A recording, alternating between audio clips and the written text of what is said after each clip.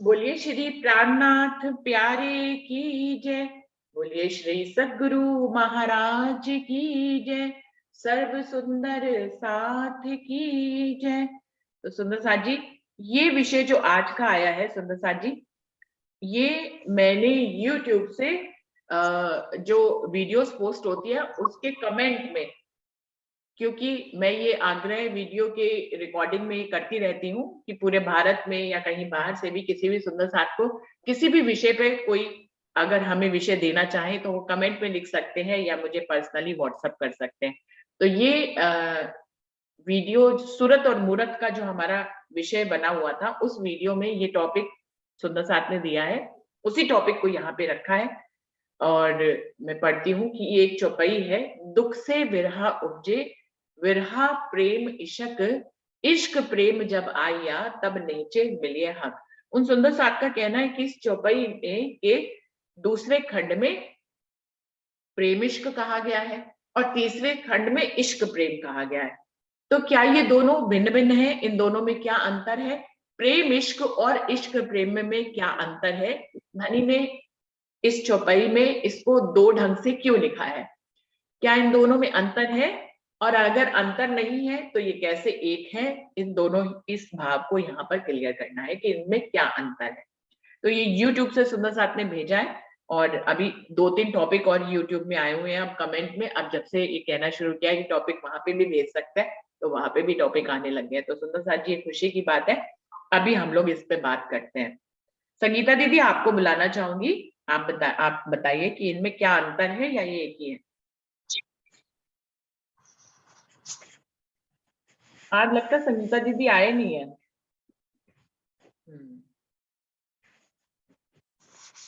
जयंती भाई, आपको बुलाना चाहूंगी। प्रणाम जी सुंदर साथ जी। दुख से विरहा उपजे, विरहा से इश्क, ये जो चौपाई है उसके आगे भी है कि आगे की चौपाई है कि दुख तो हमारा आहार है, औरन को दुख खाए।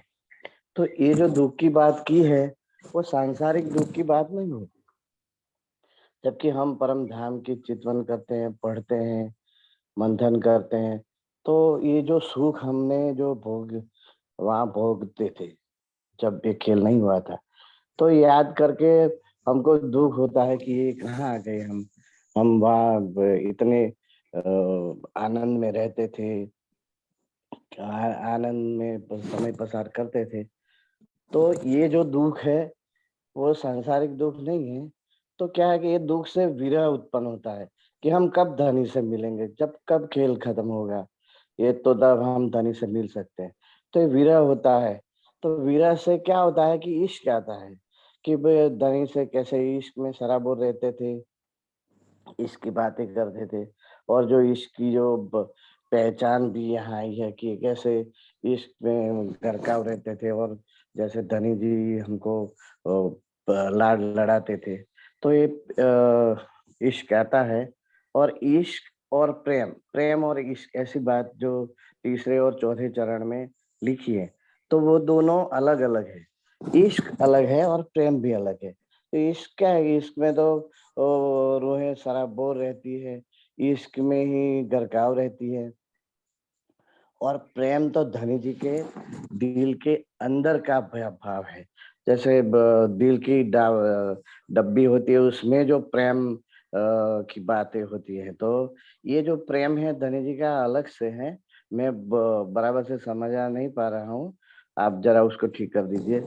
लेकिन जो प्रेम कैसा है, जो हीरा होता है, तो हीरा में जो पानी होता है, जो अंदर का जो पानी, तो ये ऐसा धनी जी का प्रेम है। और इसीलिए जो परिक्रमा के ग्रंथ में भी बता दिया कि प्रेम अलग है, प्रेम में उसके अंग प्रेम से बिगल है, और ये सब बातें उसमें बताई गई है। तो मुझे तो मेरा तो ऐसा ही भाव है। प्रणाम जी। प्रणाम जी, प्रणाम जी। जयंती भाई ने जो पहले दुख का मतलब बताया इस चौपाई में वो बिल्कुल सटीक है कि इसमें किसी संसारिक दुख की बात नहीं हो रही है सुंदर साथ जी। कि किसी संसारिक दुख से हमारे अंदर विरह उत्पन्न होता है। जब हमें धनी का ही दुख लग जाता है कि मेरे धाम धनी थे, मैं उनके साथ प्रेम की क्रीडाएं करती थी परम धाम में, परमोशी हो गई और मैं उनसे दूर हो गई, माया में आ गई। तो जब हमें तारतम वाणी से ये बात पता लगती, फिर जो हमें दुख उत्पन्न होता है उससे विरह उत्पन्न होता है, क्योंकि उसी दुख से हमें धनी का विरह उत्पन्न हो सकता है। किसी सांसारिक दुख से धनी का विरह नहीं उत्पन्न। आपके पास कोई संबंधों में कष्ट आ गया, दुनिया में कोई रोग आपके अंदर आ गया, इससे कोई हमें धनी के प्रति विरह नहीं उत्पन्न होता है। तो यहाँ पे जिस दुख की बात हो रही है वो धनी से कनेक्टेड दुख की बात हो रही है, कि हम उनसे जुदा हो गए। जिसको इस दुख का रोग लगेगा वही उसके अंदर विरह आएगा। और जो प्रेम और इश्क की बात जयंती भाई ने समझाई, अभी बहुत क्लियर नहीं है, और सुंदर साथ बोलेंगे तो और क्लियर हो जाएगी कि प्रेम और इश्क, इश्क और प्रेम और इश्क, इन दोनों में क्या अंतर है। अभी और सुंदर साथ भी बताएंगे अपने शब्दों में तो पता लगेगा। अमिता दीदी, आपको बुलाना चाहूंगी, आप कुछ कहना चाहेंगे इसके बारे में? प्रणाम जी, सभी सुंदर साथ जी को प्रेम प्रणाम जी। प्रणाम जी। जो भी सुंदर साथ अगर इस हालत में हो कि वो वीडियो खोल सके तो जरूर से खोले। हाँ जी। इस चौपाई में जो कहा गया, जैसा कि विजयंती भैया ने बताया कि वो बिल्कुल बात सही है कि दुख से विरह उपजे, विरह प्रेम इसक। जब हमें इस बात का एहसास होता है कि हम धनी से बिछड़े हैं, तो हमें उनके लिए विरह के भाव आते हैं, उनसे मिलने की इच्छा होती है, तो हम विरह की स्थिति में आते हैं। और जब विरह की स्थिति में आते हैं तो फिर उनके लिए और प्रेम आता है हमारे हृदय में। और वो प्रेम में भी सुंदर साथ जी, मुझे जो समझ में आता है उसमें कि प्रेम में भी दो का भाव होता है कि मैं उनसे प्रेम करती हूँ, राज्य और मैं अलग अलग है। लेकिन जब इसकी स्थिति आती है तब नेचे मिलिए हर कहा है। तो जब इसकी स्थिति का मतलब ये लगता है मुझे कि बस वो ही एक रह जाते हैं, हमारे धनी रह जाते हैं, हमारे प्रीतम ही जब रह जाते हैं हमारे हृदय में, या फिर बस उन्हीं का पसारा हर जगह में जब महसूस होता है, तब हमारे धनी हमें वो उसी रूप में मिलते हैं, हमें उसी रूप में अनुभव होते हैं जैसे परम धाम में होते थे। और यही भाव मुझे प्रेम और इश्क में जो अंतर जो बताते हैं, वो ये इसी बात का अंतर समझ में आता है कि प्रेम में तो दो का भाव होता है, और जब इश्क वाली जो स्थिति होती है उसमें एक ही रसोई राजी महाराज ही रह जाते हैं, हम खुद कुछ भी नहीं रहते। जैसे कि हमारे परम धाम में भी हमारी यही स्थिति, वही स्थिति हमारे इस माया के ब्रह्मांड में भी फिर हो जाती है। पर उस स्थिति में राजी महाराज की मेहर और हमारी रहनी करनी हो, तब हम वहां पहुंचते हैं और तब प्रेम और इश्क के भेद को समझ पाते हैं। प्रणाम जी। प्रणाम जी। अमिता जी ने भी बहुत अच्छे ढंग से बताने का प्रयास किया है, लेकिन और सुंदर साथ से सुनेंगे जिससे और स्पष्ट हो जाए। मीनू दीदी, आप कुछ कहना चाहेंगे इस बारे में? मीनू दीदी बिजी होंगी, मैंने उनको गलत बुला लिया। सुंदर साथ जी, ए के नाम से सुंदर साथ जी हैं, आप कुछ कहना चाहेंगे इस बारे में?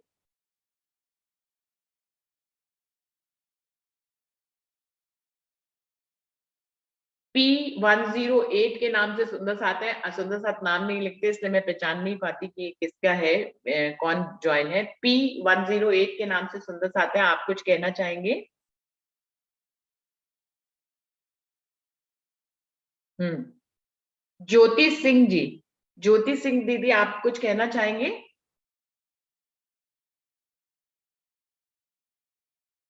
ज्योति दीदी, प्रणाम जी। फर्स्ट बार हम ज्वाइन किए हैं, अभी सुन रही हूँ सबके दिल के भाव, अभी अच्छा। उतना हमको आता। प्रणाम दीदी। तो आप अपनी वीडियो खोल के हमें प्रणाम तो करिए। ज्योति दीदी, कहाँ से हैं आप?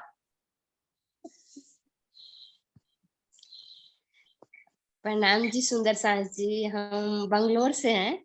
आपका वीडियो हर दिन देखते हैं, आज ज्वाइन किए हैं, बहुत अच्छा लगता है। अभी खिलवत वाणी का आप बता रहे हैं और सब सुंदर सास जी के दिल के भावों को सुन के जो सुकून मिलता है, आनंद मिलता है, तो सुन रही हूँ सबके दिल के भाव। तो दीदी एक दीदी आ गई, दीदी को ज्योति मैंने दीदी। नाम से पहचान लिया था। हाँ जी, प्रणाम जी। प्रणाम जी, मैं डॉली गिरधर, वो दूसरे ग्रुप में आपको हाँ जी देखा दीदी, है ना। आपको प्रणाम जी। डॉली दीदी प्रणाम जी। हाँ हाँ, ठीक है ठीक है, बोलिएगा जरूर, आप बहुत प्यारा बोलती हैं। नहीं दीदी, हमको उतना आता नहीं है, सबके दिल की भाव सुन रही हूँ, बाद में राजी जो दिल में डालेंगे तो थोड़ा सा बोल सकती हूँ, अभी नहीं कुछ ठीक है आता।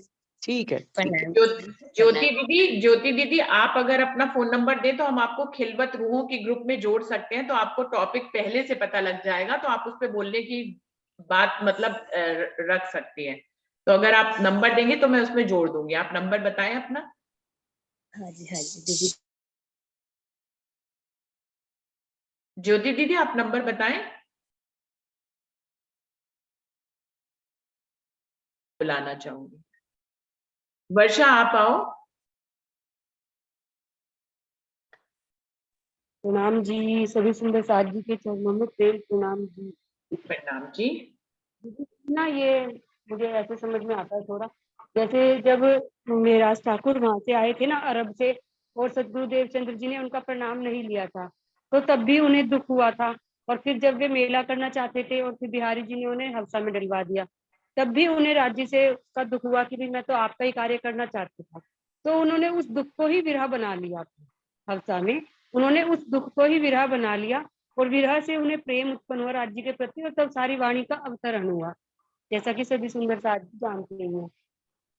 तो फिर जो इसमें अब बताया गया है, तो मुझे भी यही लगता है कि प्रेम में जो है ना, मतलब द्वैत की भावना होती है, और इश्क एक मार्फत के स्वरूप राज्य है।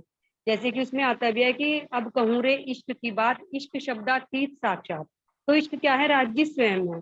मुझे इश्क और प्रेम ऐसे समझ में आता है कि इश्क जो है वो मार्फत की स्थिति है, और प्रेम जो है वो हकीकत की स्थिति है। जैसे राज्य ने स्वयं ही अपने स्वरूप धारण किए हैं, और वे अपने स्वरूपों से स्वयं को रिझा रहे हैं। तो इस तरह से मुझे ये समझ आता है कि जब द्वैत की भावना होती है तो प्रेम होता है, जब अद्वैत हो जाता है तो इश्क हो जाता है। एक मार्फत के स्वरूप राज्य रह जाते हैं, उसमें सभी सखियां और श्यामा जी सभी समाविष्ट होकर मार्फत का स्वरूप इश्क बन जाते हैं, और जब वे लीला करते हैं तो वे प्रेम के स्वरूप में आ जाते हैं। ऐसे मुझे समझ में आता है दीदी। प्रणाम जी। प्रणाम जी। तो वर्षा की बात में क्लियरिटी से समझ में आया कि वो कहते हैं कि धनी का जब जो हकीकत का स्वरूप है वो प्रेम है, लीला करने के लिए धनी प्रेम के स्वरूप में आते हैं, और जब मार्फत की अवस्था में होते हैं तो वो इश्क के स्वरूप होते हैं। फिर रूहें अलग नहीं होती, श्यामा महारानी अलग नहीं होते, और जब हकीकत के रूप में धनी ही अनेक रूप धारण कर लेते हैं, उनके साथ लीला करते हैं, तो वो प्रेम भरी लीला होती है। तो ऐसा वर्षा की शब्दों से मुझे समझ में आया। आगे बढ़ते हैं। मैं पारस भाई को बुलाना चाहूंगी। पारस भाई, आप आए। प्रणाम जी दीदी। प्रणाम जी। सभी सुंदर साथ जी के चरणों में मेरा प्रेम प्रणाम। मुझे लगता है आज का विषय थोड़ा गहन है, क्योंकि वाणी में कहीं जगह प्रेम और इश्क को पर्यायवाची के रूप में भी प्रयोग किया गया है, लेकिन वाणी में प्रेम और इश्क को का भेद, इनका बेवरा भी प्रकट किया गया है। तो जैसे हम जानते हैं कि 3 पुरुष से, क्षर पुरुष, अक्षर पुरुष और अक्षरातीत पुरुष। शास्त्र भी इसका गवाही देता है कि क्षरता परा अक्षरा, अक्षरा परता परा इति पार ब्रह्म, 3 पुरुष है। ये बात गीता भी हमें जाहिर से बताता है। तो क्षर पुरुष जो है वो क्षर ब्रह्मांड का मालिक है, और क्षर ब्रह्मांड 5 तत्व से बना हुआ है, 5 तत्व और 3 गुण से, और इसमें आकर्षण वस्तु है मोह, इसमें मोह विद्यमान है। इसी तरह अक्षर ब्रह्मांड, योग माया का अक्षर जहां अपना लीला करता है, अक्षर ब्रह्म, वो योग माया का ब्रह्मांड सिर्फ एक ही तत्व से बना है, वो कृष्ण तत्व है, और वहां आकर्षण है प्रेम। इसी तरह अक्षरातीत का लीला अर्श अजीम परम धाम में होती है, वहां भी सिर्फ एक ही तत्व है, नूर तत्व, और वहां आकर्षण है इश्क। तो प्रेम और इश्क में क्या अंतर है कि प्रेम में संयोग भी है और वियोग भी है, लेकिन इश्क में कहीं वियोग नाम की कोई वस्तु नहीं है। इसीलिए परमधाम पूरा सो लीला अद्वैत की भूमि है, वहां कहीं वियोग ही नहीं होता। जैसे योग माया के ब्रह्मांड में हमने रास किया तो हमने वहां संयोग भी देखा और वियोग भी देखा। तो इस तरह प्रेम और इश्क का अलग अलग बेवरा वाणी में बताई गई है। तो अब आते हैं आज का जो चौपाई जो विषय के रूप में है कि दुख से विरह उपजे, विरह से प्रेम इश्क। इश्क प्रेम जब आया तब नहीं चल मिलिए हक। पहले कह दिया कि दुख से विरह उपजे, विरह से प्रेम इश्क। फिर बाद में चौपाई में कह दिया कि इश्क प्रेम जब आया। तो ये क्या राज है, इसका भेद क्या है? तो सुंदर साथ जी, हम रूहों के लिए प्रेम एक यात्रा है और इश्क मंजिल है। प्रेम एक चाहत है और इश्क मिलन है हम रूहों के लिए। तो दुख से विरह उपजे, दुख से क्यों विरह उपजता है?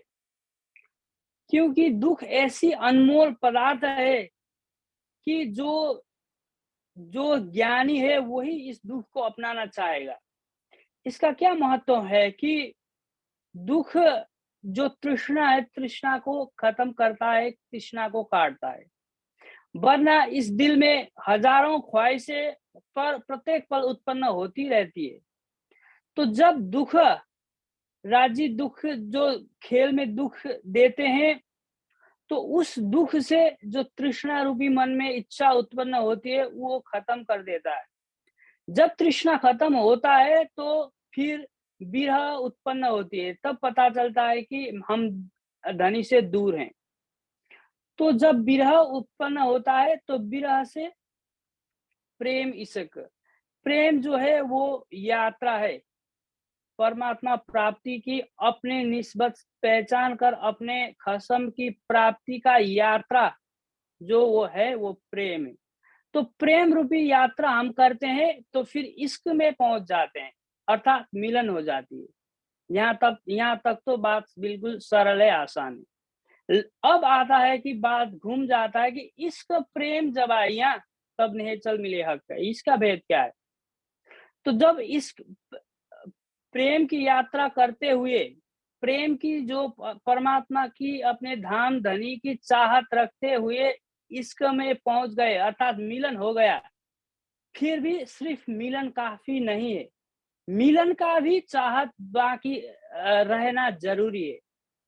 अब इस बात को मैं एक उदाहरण के रूप में बताना चाहूंगा कि जब ब्रज में हमने लीला करी 11 वर्ष और 52 दिन, तो 11 वर्ष तक तो मिलन का लीला हुआ।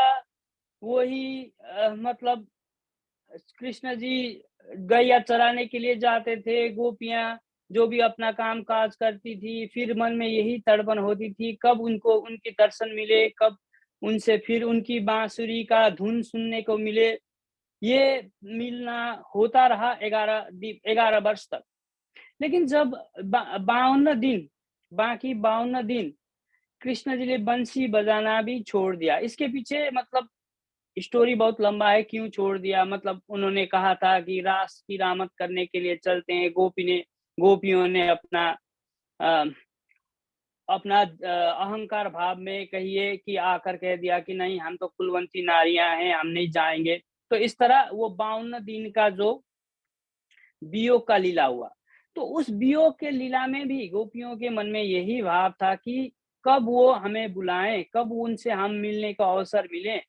वो अपने कान को इसी राह में मतलब कोई ऐसी आहट नजर आए कि जहाँ कृष्ण जी चलते हुए आ रहे हैं या तक कृष्ण जी का बंशी का धुन सुनने को मिले। ये तड़पन में 52 दिन तक ब्रज में जो मतलब वियोग हुआ। तो जब 52 दिन के बाद कृष्ण जी ने बंशी बजाई तो गोपियों के मन में दुख था, उसमें विरह भी उनको महसूस हुआ था। तो जब कृष्ण जी ने बंशी बजाई तो सभी गोपियों को ऐसा लगा कि जैसे कि वो खुद उनको ही बुला रहे हैं। तो उनको ऐसा लगा कि बंसी के धुन में एक ऐसी आवाज आ रही है जिसमें बुला रहे हैं कि राधा, विशाखा, ललिता चले आओ। मतलब वो अपना सब कुछ जो भी काम कर रहे थे वो छोड़कर चले गए। इस तरह सभी ने पल भर में ही इस काल माया के ब्रह्मांड को पार करके योग माया की ब्रह्मांड में प्रवेश किया। तो यहाँ तक तो हमने समझा कि कैसे दुख से विरह उपजा, विरह से कैसे प्रेम आया, प्रेम से फिर कैसे हमारी मिलन हुई। तो अब आते हैं कि इश्क प्रेम जब आई है, तो जब मिलन हुआ योग माया के ब्रह्मांड में, तो सबसे पहले धनी जो कृष्ण के तन में थे, उन्होंने कहा कि तुम तो बहुत बड़ी कुलवंती नारी हो, तुम तो कह रहे थे कि तुम मुझे परपुरुष कह रहे थे, फिर क्यों आ गए? इस तरह उन्होंने परीक्षा के लिए कटु वचन बोल दिया। तो अब मानिए कि इस प्रेम से, उस चाहत से, उस यात्रा से धनी को मिल गए, मंजिल को प्राप्त कर दिया।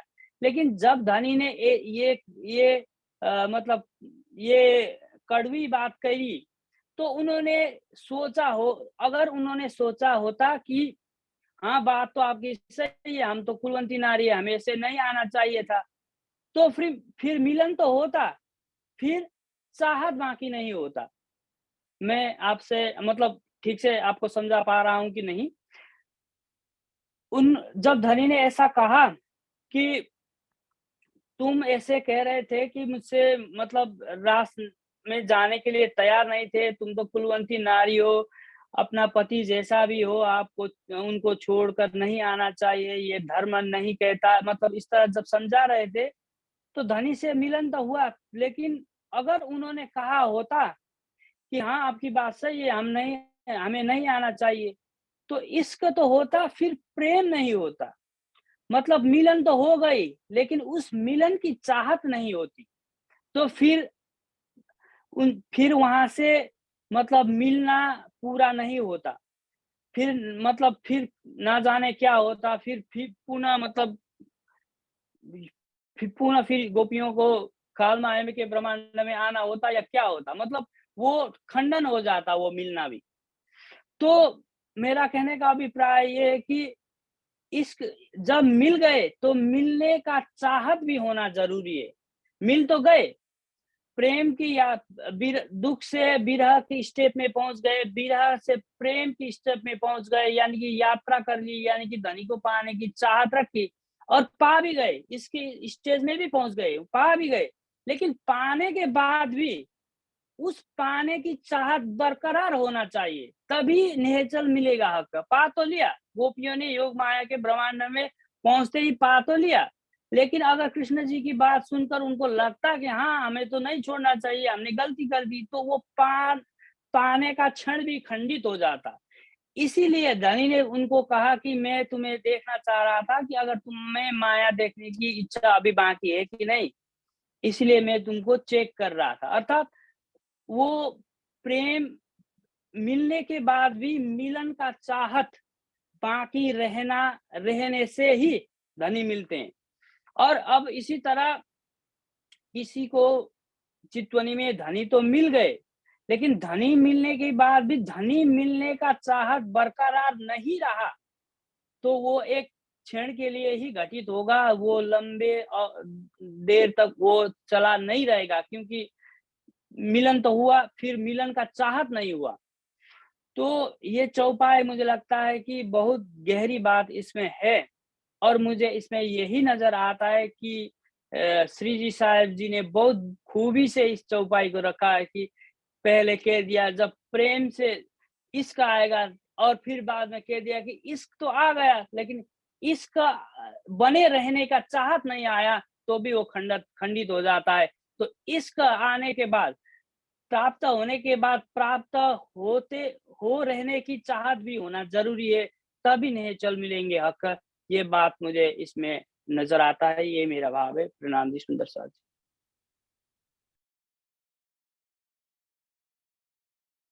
प्रणाम जी पारस भाई। तो पारस भाई की मुझे 2 लाइनें तो बहुत ही सुंदर लगी, और वो लग रहा था कि वो लगातार बोलते ही रहे। बहुत अच्छा उन्होंने समझाया कि प्रेम जो है वो रास्ता है और इश्क जो है मंजिल है। और एक दूसरी लाइन कुछ और बोली थी, वो मुझे याद नहीं है, अभी आपने बोली थी। 2 लाइनें बहुत अच्छी थी, जो एक हाईलाइट था आपका, आपकी पूरी बात का हाईलाइट था कि तो इच्छा, और वो कहते थे ना कि इच्छा और मंदिर, इच्छा कि भाई प्रेम में की इच्छा भी रहनी चाहिए मिलन की, ये बता रहे थे ना, ये भी इनकी बात बहुत ज्यादा अच्छी थी। हाँ, पहली तो बात ये कि प्रेम जो है वो रास्ता है और इश्क उसकी मंजिल है। और दूसरा उन्होंने बोला कि इश्क में जब इश्क पे पहुंच जाते हैं तो इश्क की चाहना प्रेम है। इश्क की चाहना को उन्होंने प्रेम कहा है बाद में। जो पहला प्रेम है, जब प्रेम इश्क उन्होंने बोला है कि यहाँ पे वो रास्ता है और इश्क मंजिल है। और जब इश्क प्रेम मतलब जब इश्क आ जाए, इश्क में सराबोर हो जाए, तो इश्क की चाहना को फिर प्रेम के रूप में उन्होंने कहा है, क्योंकि उस चाहना से ही फिर धनी अखंड रूप से मिल जाते हैं, तो नेहजे मिलिया तक रहते हैं। वर्षा की बात में भी बहुत स्पष्टीकरण था, मुझे समझ में आया कि कैसे उन्होंने दुख को विरह के रूप में इंद्रावती का उदाहरण देके समझाया कि कैसे उनका दुख जो है विरह में परिवर्तित हुआ। बिहारी जी के ने उन्हें दुख दिया, जिससे उनका दुख जो है वो हफ्सा में चले गया, और उनका दुख जो है विरह में परिवर्तित हो गया। विरह से उनके अंदर प्रेम उत्पन्न हुआ, और उस प्रेम से वो इश्क की मंजिल में पहुंच गया कि धनी ने उनको दर्शन दे दिया। तो उनकी भी अपनी बात इंद्रावती के रूप में स्पष्ट है। कोई और सुंदर साथ इसको अपने शब्दों में स्पष्ट करे। पद्मा बहन, अब आप बोलेंगे? इतना सुनने के बाद कुछ आपके मन में विचार आ रहा हो तो आप जरूर से बोले।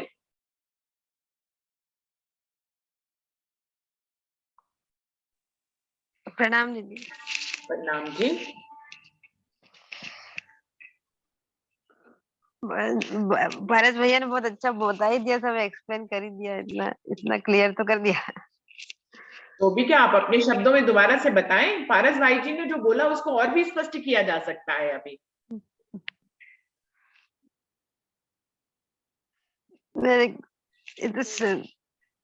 अच्छा पद्मा दीदी, अगर आज कुछ नहीं बोल पा रहे हैं, अभी ये विषय कल भी चलेगा, तो ज्योति दीदी और पद्मा दीदी को कल के लिए रखते हैं। आप लोग कल बोलिएगा, ठीक है? आप लोगों को कल बुलाएंगे, कल भी ज्वाइन कीजिएगा। तो अभी ये विषय अभी तो चल रहा है, अभी बहुत लोग हैं इस पे बोलने के लिए। तो पद्मा दीदी और ज्योति दीदी, आप दोनों को मैं अभी से बता रही हूँ कि आप लोग जो है कल के दिन बोलिएगा। ज्योति दीदी है ना अभी?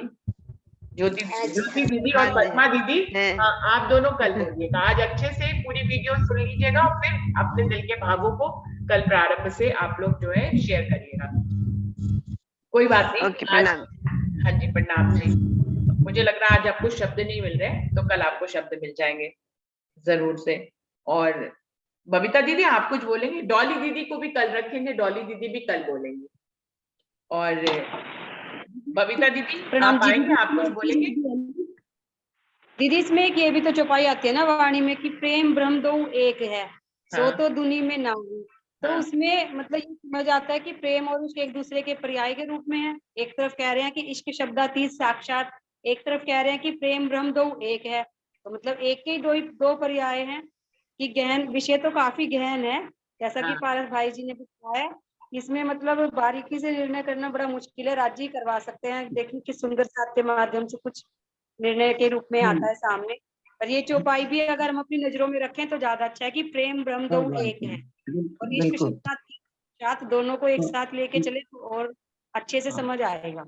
बिल्कुल बिल्कुल। वर्षा जी प्रणाम जी। प्रणाम जी। अन्ना दीदी आप बिल्कुल, बोले। ये तो भैया भी मैं कह रही हूँ, मैं भी पहले यही समझी थी इश्क शब्दातीत साक्षात है, मतलब इश्क आया आज और इश्क कोई फर्क नहीं रहा। लेकिन वास्तव में चुपैया अगर ध्यान से पढ़े ना तो प्राय शब्द ही मुझे समझ में आया है। क्योंकि देखिए एक तरफ कहा जाए प्रेम ब्रह्म दो एक है, दो दुनिया में ना है, तो प्रेम और ब्रह्म को एक ही कर दिया, फिर क्या फर्क रह गया इश्क और प्रेम में? प्रेम शब्दातीत तो कहा, उधर से हम कह रहे हैं शब्दातीत साक्षात इश्क, इधर प्रेम की बात भी आ गई। प्रेम शब्दातीत तो कहा, चुपैयों की बात परिक्रमा में जो हुआ ब्रह्म के घर, तो प्रेम को भी शब्दातीत कहा ही जा रहा है। प्रेम भी वही है परम धाम में, या नहीं है? दो यहाँ है ही नहीं, ना ब्रह्म यहाँ प्रेम है ना इश्क है, दोनों परम धाम में है। तो मुझे तो प्राय शब्द ही लगते हैं। वास्तव में गहरा विषय सोचने की बात है, मैंने मतलब पहले अपन ने भी मेरे को तो अब एक ही लगा, मैंने जितनी चुपियां पढ़ी, जैसे एक चुपई में आ रहा है, इश्क बसे पिया के अंग, इश्क रहे पियू के संग। अब इश्क की बात हो गई। अब इसी चुपई में तीसरा चरण, प्रेम बसत पिया के चित, इश्क अखंड हमेशा नित। जिस तरह से ये कहा जा रहा है, इश्क प्रेम आया तो नेचे मिली हक, राज से मिलेंगे, ऐसी चुपई प्रेम की भी आती है। जब आया प्रेम सुहागी तो मोजन लहरा भागी, जब उठे प्रेम के तरंग तो लेकर ही शाम के संग। प्रेम मेरे में आ गया तो भी मैं राजी से मिलूंगी, इश्क आया तो भी राजी से मिलूंगी। तो मुझे फर्क समझाया, अभी पूरा समझ में नहीं आया मेरे को, तो प्राय ही शब्द लग रहे हैं इन चुपैयों से। प्रणाम जी। प्रणाम जी। कल और प्रणाम जी। विश्लेषण करिएगा अरुणा दीदी अच्छे से और समझ के, तो कल के लिए आपको भी रखते हैं। अभी तो मुझे लगता है ये इतना गैर विषय 2-3 दिन चल जाएगा। तो कल अरुणा दीदी भी बोलेंगे, जितने भी लोग कल बोल पाएंगे, बाकी जो और बचेंगे वो तीसरे दिन बोलेंगे। प्रतिभा दीदी आप बताएं, आप कुछ कहना चाहें? लेट ज्वाइन किया प्रणाम जी। मैं तो अगर बस मैं एक लाइन ही शब्द मुझे भाव आ रहा है कि प्रेम गली अति सागरी जिसमें दोनों ना समाये, मतलब जिसमें हम यहाँ की द्वैत और अद्वैत दोनों नहीं समा सकते। और इश्क तो बहुत ऊंची मंजिल होती है जहाँ पे हमें कुछ राज्य के अलावा कुछ भी नजर आसपास का नहीं समझ में आता, बस तू ही तू, बस इलम भी हमारा साइड में हो जाता है, ज्ञान भी हमारा साइड। और प्रेम तो बस एक तरह से पाने की मंजिल है कि हम राज्य से प्रेम करेंगे तो हम इश्क की मंजिल तक पहुंच सकते हैं। प्रणाम जी। प्रणाम जी। तो प्रतिभा दीदी ने भी कहा तो पारस भाई जैसा ही है कि प्रेम जो है वो रास्ता है और इश्क उसकी मंजिल है, लेकिन उन्होंने प्रेम में भी ये बात कह दी है कि प्रेम गली अति सांकड़ी या में दो ना समाये, जिसमें सुंदर साथ ने या पारस भाई ने भी कहा था कि प्रेम में दो का भाव बना रहता है, एक जो मिलने जा रहा है, एक जिससे मिलना है, तो दो का भाव बना रहता है। प्रेम में, इश्क में एक का ही भाव रहता है, ऐसा वर्षा ने भी कहा। लेकिन प्रतिभा दीदी ने जो ये चौपाई बोली है, इसमें तो प्रेम में भी दो का भाव नहीं है। इसमें तो ये चौपाई तो ये कह रही है कि प्रेम गली अति सांकड़ी या में दो ना समाये। वो तो स्पष्ट ही कह रहे हैं कि दो का भाव होता ही नहीं प्रेम में। तो ये भी विचार करने का विषय है कि प्रेम में द्वैत है या नहीं है। इस पे भी विचार करने, प्रेम ब्रह्म दो एक हैं, ये भी बताई गई चुपाई। ये भी बात बताई गई है कि प्रेम ब्रह्म दो एक है। जहां इश्क को शब्दातीत कहा गया है एक तरफ, वहीं प्रेम और ब्रह्म को भी एक ही कहा गया है। सुंदर साथ जी, तो इस पे भी हम लोग मंथन करेंगे। किसी भी सुंदर साथ को अभी कोई स्पष्ट शब्द मिल रहे हो तो जरूर से बोल सकते हैं, अपने आप से आए, कोई भी स्पष्ट शब्द मिल रहा हो तो। प्रणाम जी। ऐसा लगता है ना कि जैसे जो प्रेम शब्द है वो मतलब जैसे दुनिया के लिए कहा गया है, दुनिया में दिखाने के लिए, और इश्क तो परम धाम में है ही सदा से। आप दोबारा से बोलो वर्षा, क्या कह रहे थे आप? दीदी जैसे प्रेम शब्द है वो दिखाने के लिए दुनिया में कहा गया है, क्योंकि इश्क तो कुरान में आया है सबसे पहले, इश्क शब्द, उससे पहले दुनिया में इश्क शब्द नहीं था। तो प्रेम दुनिया में लाई, मतलब ब्रह्म सृष्टि आई है, तो वो ब्रह्म सृष्टि जो प्रेम लाई वो भी तो राज्य का ही इश्क लेके आई है, और क्या लेके आई है। तो उसे यहाँ पे पहले प्रेम से क्लियर किया, फिर कुरान में उसको इश्क के शब्द से क्लियर किया। और कहते हैं कुछ ब्रह्म मुनि की भाई इश्क के तो समानांतर कोई शब्द ही नहीं है, इश्क के समान में कोई शब्द नहीं आता कोई पर्याय में, लेकिन फिर भी प्रेम को के पर्याय के रूप में रख दिया जाता है। या फिर ऐसा भी कह सकते हैं कि सत्ता के स्वरूप में प्रेम कहा जाता है, और जो मतलब एक दिली की यहाँ पे लीला है आनंद के, उसमें तो इश्क आ जाता है। सत्ता के रूप में, अक्षर के रूप में प्रेम है, और परम धाम में आनंद के रूप में इश्क कहा जा सकता है। तो ऐसा ही समझ में आता है दीदी। नाम जी। हाँ बिल्कुल, वर्षा के शब्दों को और शब्दों में मैं जोड़ते हूँ कि वर्षा क्या कहना चाह रहे हैं। वो ये कहना चाह रहे हैं कि इश्क को समझाने के लिए इस खेल में प्रेम के रूप में कह दिया गया है ना?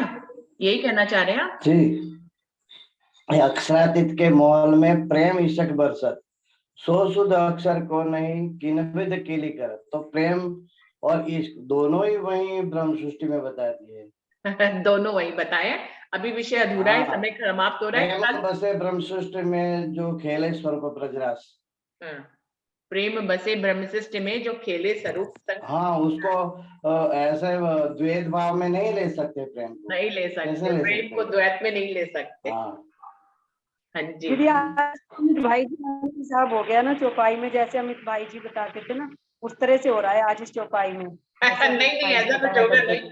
अभी अभी हमारे पास 2-3 क्या 5 दिन है इस पे बात करने के लिए, जितना मर्जी बात करेंगे, लेकिन क्लियर तो किसी निष्कर्ष पे तो पहुंचेंगे। सुंदर साथ ने यूट्यूब से ये टॉपिक भेजा है, कुछ सोच समझ के भेजा होगा, वो भी सुनना चाह रहे हैं। तो सुंदर साथ जी मंथन करेंगे अभी कल, और आज प्रणाम कर लेते हैं क्योंकि समय समाप्त हो रहा है।